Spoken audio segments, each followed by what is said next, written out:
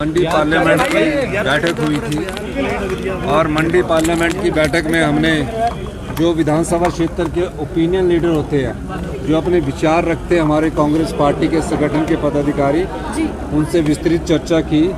और विस्तृत चर्चा करने के बाद आज हमारे शिमला लोकसभा क्षेत्र के प्रत्याशी श्री विनोद सुल्तानपुरी जी, जो यहाँ से है, शिमला पार्लियामेंट के सभी ब्लॉक कांग्रेस कमेटी के अध्यक्ष, जिला कांग्रेस कमेटी के अध्यक्ष, जिला परिषद के सदस्य, पूर्व हमारे विधायक, वर्तमान विधायक, वर्तमान मंत्री, सबकी बैठक प्रदेश अध्यक्ष जिन्हें अभी बुलाई है।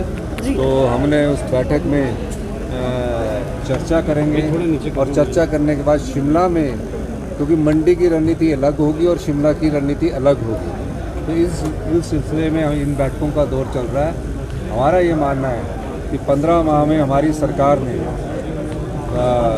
आम जनता से जुड़े हुए लोगों के लिए कार्य किए, चाहे वो ओपीएस की बात है, और सबसे बड़ा कार्य जो हमने किया, जो महिलाओं के सम्मान में हमने प्यारी बहना योजना की शुरुआत 1 मई 2024 से स्पीति से की थी, फिर 25 फरवरी 2024 से लाहौल में की थी, फिर पूरे हिमाचल प्रदेश में की।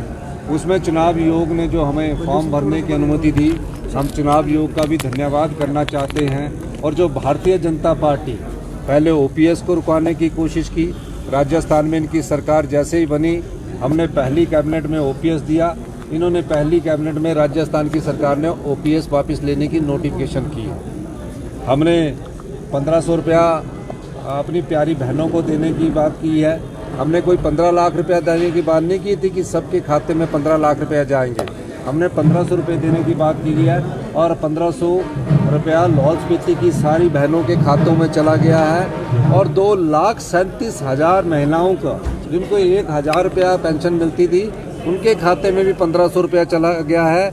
और जो फार्म भरे हैं, हम चुनाव आयोग से ये कहेंगे कि जो हमारी योजना है, ये किसान सम्मान निधि की तरह योजना है, वो सिर्फ 6,000 रुपया देते हैं। हम हमारी प्यारी बहना जो 18 साल से ऊपर की उम्र पार कर चुकी है, उसे साल का 18,000 रुपया दे रहे हैं। ये ऑन गोइंग स्कीम है, इस पर किसी प्रकार की रोक भारतीय जनता पार्टी के कारण नहीं लगनी चाहिए। और भारतीय जनता पार्टी रुकवाने का काम करती है, चाहे वो ओल्ड पेंशन स्कीम है उसको रुकवाने का काम किया, चाहे 1500 रुपया है उसको रुकवाने का काम किया, चाहे आपदा में हमें जो स्पेशल रिलीफ पैकेज मिलना था, उसमें तीनों सांसद जो चुनकर गए हुए थे, उसमें हमारे सुरेश कश्यप भी चुनकर गए थे।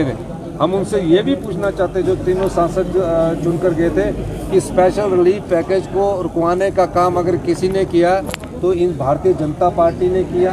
क्योंकि जयराम ठाकुर जी ने जब प्रस्ताव लाया आपदा पर चर्चा का, और हमने बोला आपदा के प्रस्ताव के समर्थन में आप लोग खड़े होइए, तो वो खड़े नहीं हुए, पूरा विधायक दल बैठा रहा। और तीनों सांसदों से ये सवाल पूछा जाना चाहिए कि क्यों आप देश के प्रधानमंत्री और गृह मंत्री से एक मेमोरेंडम लेके हिमाचल के लिए स्पेशल आपदा राहत पैकेज के लिए क्यों नहीं मिले। इस सवाल का जवाब ये सांसद सुरेश कश्यप दे कि आप ये बताइए, जब प्रदेश की सबसे इतिहास की सबसे बड़ी तबाही का मंजर था, तो सांसद सुरेश कश्यप जी कहाँ छिपे हुए थे? भारतीय जनता पार्टी के जो विधायक दल के नेता, वो कहाँ छुपे हुए थे? इन बातों का जवाब हम जनता की अदालत में जाएंगे, हम सच रखेंगे। और ये बार बार झूठ बोलते हैं, और झूठ से सच्चाई को टाला नहीं जा सकता। झूठ बार बार सच से टकराता है, जीत अंत में सच की होती है।